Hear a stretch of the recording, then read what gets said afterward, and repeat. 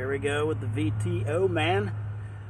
We're going to get this thing started up. I want to turn the power on here. On we are. You can set the pressure there.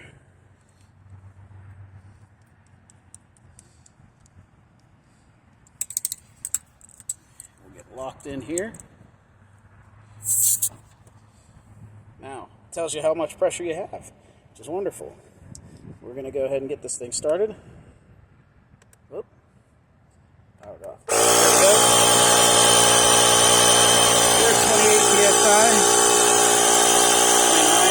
This thing's up. This fills up really fast.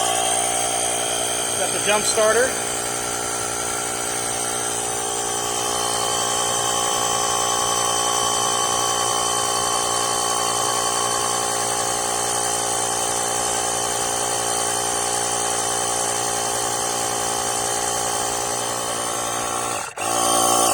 You can see just a matter of seconds here, it fills it up pretty quickly. I've used the jump starter. It has started a car right off the bat. It was an SUV, so it's got a supercharge there. Works really well.